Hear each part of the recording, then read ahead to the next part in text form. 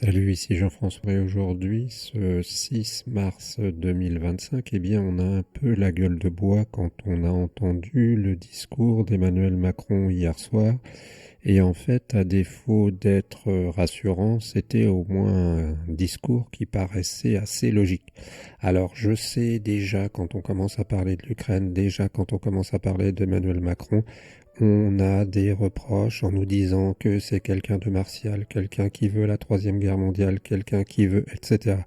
On ne peut pas reprocher disons, aux gens de chercher à comprendre la situation parce que, contrairement à ce que disait quelqu'un qui disait que la géopolitique devait être laissée aux spécialistes et aux militaires, je pense personnellement que ça doit être aussi le domaine des gens normaux comme toi, comme moi, qui sommes des gens qui essayons de comprendre comment fonctionne le monde parce que nous faisons partie du monde. On pourrait nous dire que nous ne sommes pas concernés par la géopolitique et que nous ne sommes pas concernés par finalement tous ces problèmes si nous avions des gens dont on est sûr absolument qui sont compétents et si nous avions des militaires qui sont absolument intègres, etc. Alors je ne me remets pas en doute ni la capacité de certains militaires ni leur envie de bien faire, de défendre le territoire national, qui est avant tout la logique de tout pays. Mais je dis simplement que nous devons aussi nous intéresser de ce qui se passe, même si nous avons un levier qui est vraiment très très très faible. Et là, Emmanuel Macron a au moins donné certaines pistes en disant que finalement, c'est vrai, nous sommes entrés dans une nouvelle ère, mais je pense que nous sommes entrés dans une nouvelle ère depuis pas mal de temps, depuis, à vrai dire, au moins le 24 février 2022, il y a 3 ans, heure à laquelle où Vladimir Poutine a décidé d'envahir l'Ukraine d'une manière très brutale. Parce que dans ces cas-là, on est toujours confus, et j'avais souligné déjà à une époque qu'on avait un grand sentiment de confusion simplement parce que, eh bien, on ne savait pas où était la vérité. J'avais souligné qu'ici, habitant près d'Omaha Beach, eh bien, on avait l'impression que jusque-là, l'histoire était assez claire. Quand j'étais en terminale, on nous disait qu'il y avait les méchants nazis, qu'il y avait les gentils Américains qui étaient venus nous libérer à Omaha Beach, et que finalement, bah, c'était simple, c'était la démocratie contre finalement le reste, contre eh bien la dictature, etc. Et puis, on était parti sur cette lancée, et puis on avait imaginé que le monde se lirait avec cette partition. C'est un peu comme si on avait mis des lunettes d'une certaine couleur et qu'on avait imaginé qu'à partir de ce moment-là, eh bien, le monde sera toujours comme ça. Alors, on a vu des cas où on a eu des évolutions du monde qui ont correspondu à la manière dont on voyait les choses. La Révolution française, c'est quand même, on va dire, et même si ça a été finalement, je le soutiens moi-même, une sorte quand même de volonté de la bourgeoisie de retourner le système pour se l'approprier, il y a eu quand même des avantages et au moins l'écriture sur les papiers de l'idée que les hommes naissent égaux en droit, etc. Même si juste après qu'ils soient nés, il y a des problèmes. Mais il y a eu cette idée que certaines idées ont germé et se sont propagées. Et on avait, j'ai l'impression, après l'effondrement du mur de Berlin, l'illusion, je me rappelle à cette époque-là, en 2000, des gens qui disaient carrément, bah maintenant on va pouvoir construire des dispensaires, maintenant on va pouvoir construire des bibliothèques, etc. Et on imaginait qu'on allait vers un monde où les dépenses les dépenses qu'on faisait militaires allaient être directement redistribuées dans la médecine, dans la lutte contre les maladies. En fait, il n'en a pas été grand-chose et on a assisté à des situations complètement incroyables. Par exemple, le fait que l'armée américaine ou l'État américain est allé payer, d'après ce que j'ai compris, à une époque la solde de soldats de l'ancienne Russie ou enfin l'ancienne URSS. Parce que, eh bien, il n'y avait plus d'argent dans les caisses. Et on comprend quand on est passé d'un moment où finalement on était le maître du monde ou un des maîtres du monde avec l'URSS et on tenait la dragée haute aux États-Unis, la superpuissance, on comprend le désarroi, la dépression dans laquelle sont entrés les gens, les Russes particulièrement, et on comprend aussi la difficulté matérielle qu'ils ont rencontrée. Toutefois, eh bien, ça a continué et apparemment, eh bien, ça ne s'est pas vraiment arrangé. Et le monde qu'on avait imaginé, un monde qui aurait été essentiellement tourné vers le progrès et vers le partage au sens général n'a pas eu lieu. Hein. En fait, il y a eu dans les années, alors je ne sais pas exactement dans quelles années c'est, mais juste après l'effondrement du mur de Berlin et puis l'effondrement de l'URSS, eh bien, il y a eu un véritable hold-up, hein, le plus grand hold-up de l'histoire de la Russie, où les apparatchiks, les gens qui avaient le pouvoir, se sont arrogés des droits absolument incroyables.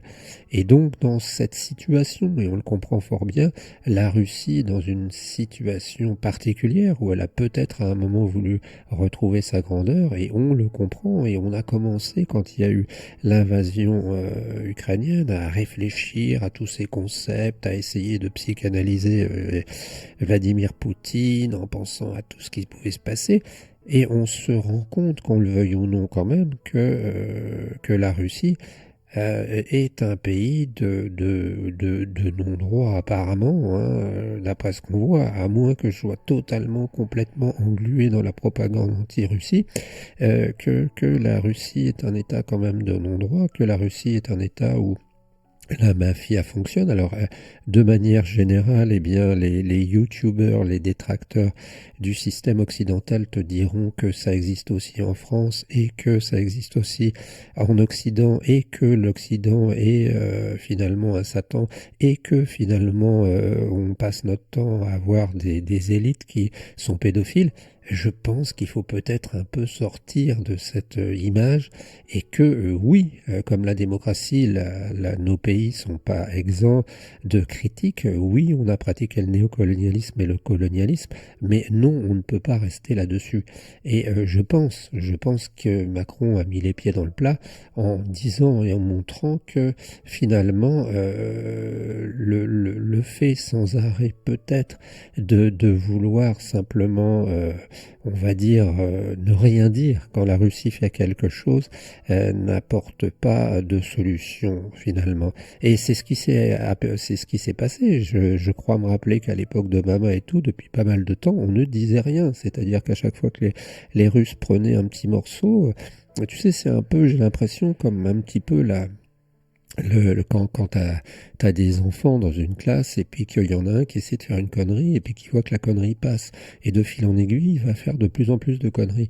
Eh bien on n'a pas montré qu'on était là et ça a continué. Alors le problème c'est que c'est beaucoup plus confortable de se mettre dans une position en se disant oui mais finalement les Russes ont des excuses, ils sont formidables.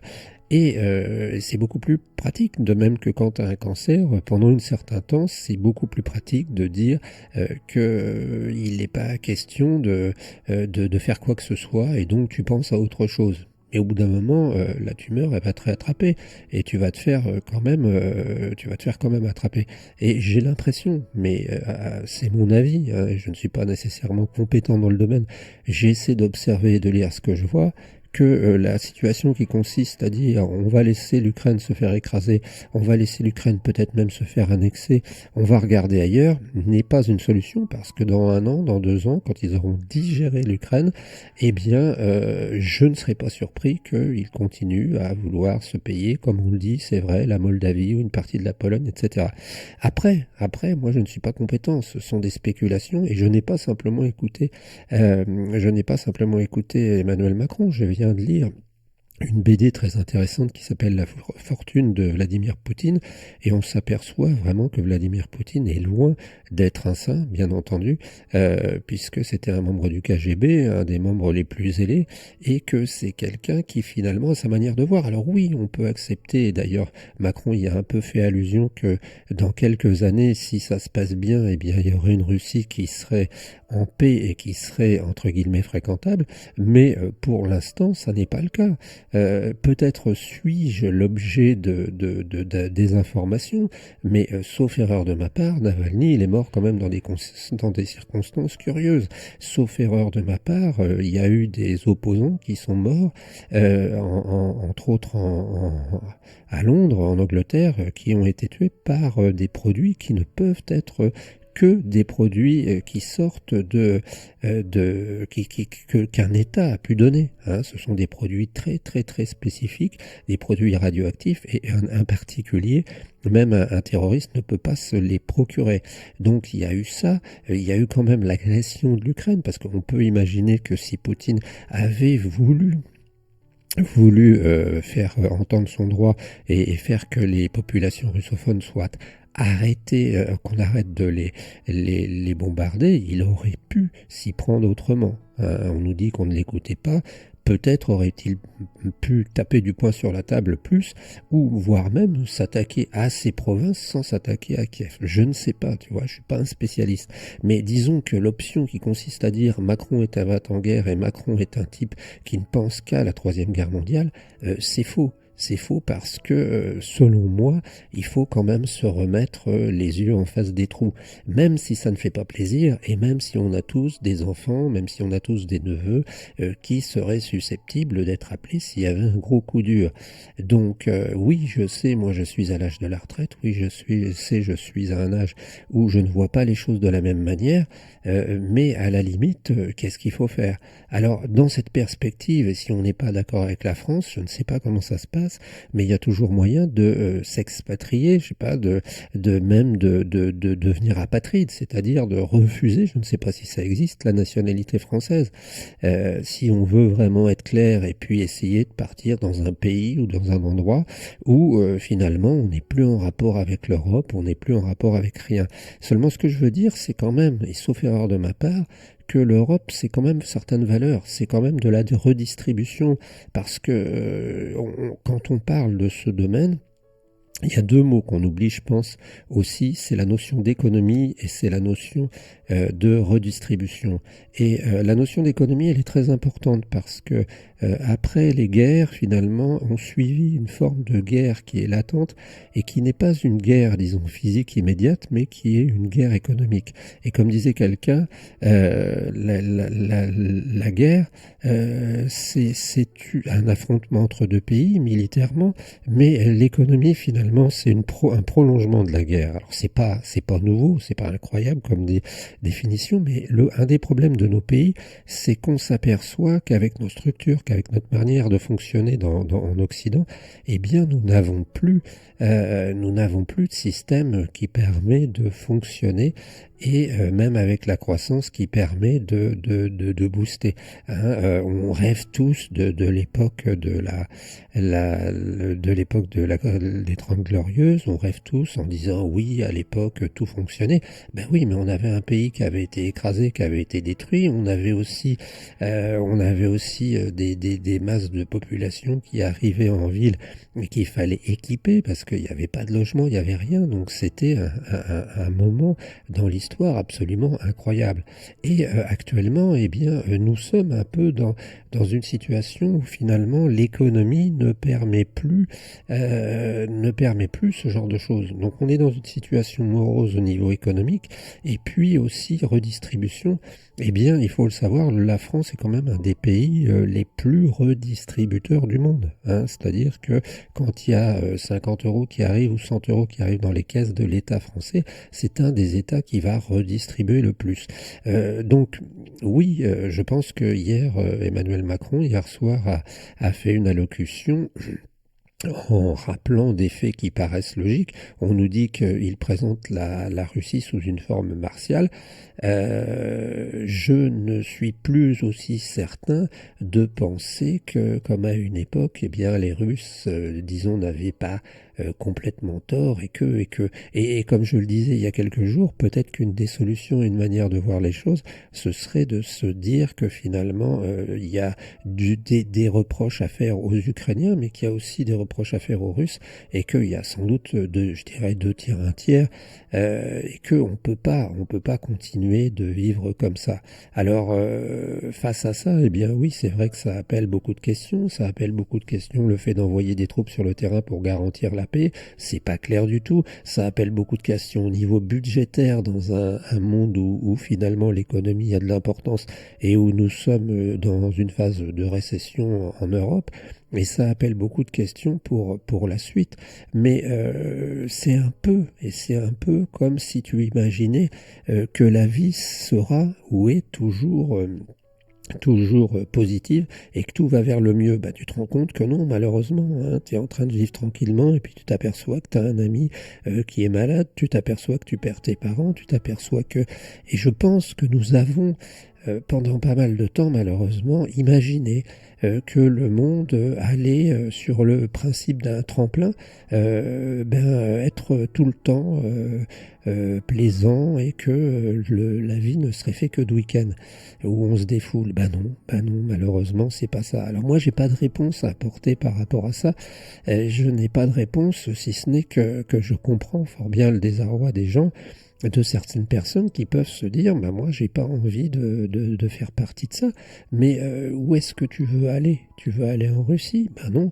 Où est-ce que tu veux aller? Tu veux être apatride? Parce que sans en avoir l'air, le petit carton, le petit plastique que tu as, ta carte d'identité ou ton passeport que tu as ou c'est mis passeport français, ça t'ouvre plein d'endroits pratiquement dans le monde. On se rend pas compte à quel point on est un des pays où on peut aller dans le plus de pays possible. Quand on cherche à aller dans un pays, on ne se pose pas la question. Il y a des gens qui ne peuvent pas aller dans certains pays, qui ne sont pas acceptés parce qu'on a peur qu'ils s'infiltrent et puis qu'ils restent là. Donc c'est à voir si toi tu es vraiment inquiet et puis tu te dis non, j'ai pas envie d'aller me battre, j'ai pas envie de porter du kaki et j'ai envie de... Ben, qu'est-ce qu'il faut faire? Il faut aller à Wallis et Futuna, il faut aller, je sais pas moi, en Nouvelle-Zélande ou dans ces coins-là, dans des endroits perdus où personne ne te retrouvera s'il y a un problème. Et est-ce que tu en vivras mieux? Et est-ce que tu auras la même protection sociale? Et voilà, bah, c'est une vaste question. C'est vrai qu'hier, on a encore la gueule de bois de ce que nous a dit Macron. On va écouter tout ce qui se dit, on va écouter tout ce qui c'est passé. Il y a une émission qui est pas mal. C'est à peu près, sur France Inter avec Natacha, comment s'appelle-t-elle déjà? Ça va me revenir, Natacha quelque chose. En fait, eh bien, le responsable de Marianne, et en fait, eh bien, ils font du travail qui me paraît pas mal à midi. Le samedi, je crois que c'est le grand entretien ou le grand face-à-face. Et en fait, eh bien, je pense que ce serait intéressant d'écouter ce genre d'émission et puis d'écouter le téléphone sonne peut-être sur France Inter pour essayer d'avoir une idée et pour pouvoir se demander mais qu'est-ce qui se passe? La France a toujours été confrontée à des défis. En plus, il y a cette histoire de proposer un parapluie nucléaire aux autres pays qui relève, dit-il, du chef de l'État. Comme on le voit, c'est quelque chose de très compliqué dans lequel on est dans l'anxiété. Alors, croire aussi que depuis 1995, on avait arrêté, on avait mis les sous-marins au rencard et qu'on n'avait pas eu de veille pour vérifier qu'on ne nous attaquait pas, c'est pas vrai. Hein. Depuis cette époque, on a quand même été vigilants. On sait quand même que les Russes n'ont pas toujours été amusants. Espérons finalement, parce que les choses se dérouleront correctement. On ne peut pas savoir comment se passera l'histoire. Un de mes amis me demandait comment se passera l'histoire. Eh bien, je ne sais pas, mais en revanche, on peut espérer que les choses se passeront bien, même si, eh bien, c'est fort surprenant. Hein. Donc, depuis très longtemps, cet État qui est la Russie, pose des questions, hein, parce que c'est un État tout à fait atypique, hein.